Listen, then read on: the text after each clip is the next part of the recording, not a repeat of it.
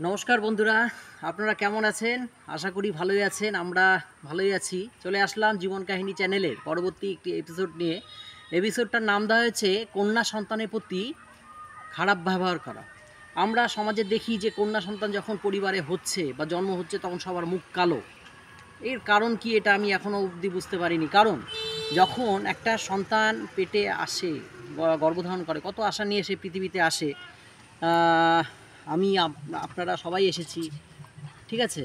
তো এইবার যাদের বাচ্চা কাচ্চা হয় না তারাই বুঝতে পারে একটা সংসারে বাচ্চার কি মর্ম।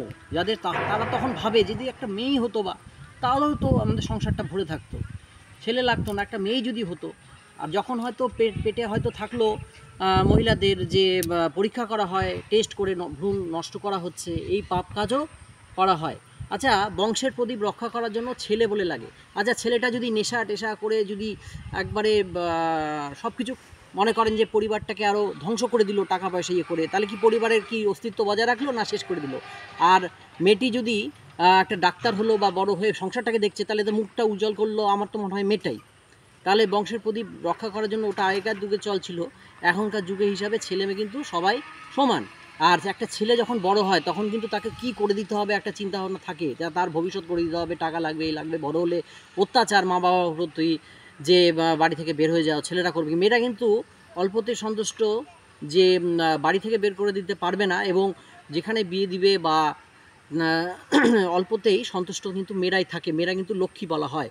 অতএব যারা যারা এই ভুল ধারণাটা আপনারা ভাবেন যে ছেলে হলেই মানে বংশটাকে অস্তিত্ব বজায় রাখবে, অস্তিত্ব বজায় রাখার থেকে দেখা গেল সংসারটাকেই আরও ডুবিয়ে দিতেই পারে।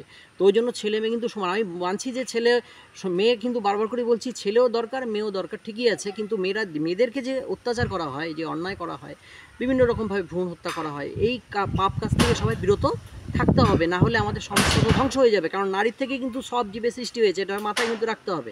তো ঠিক আছে বন্ধুরা, এইটুকুই আমরা বলছি।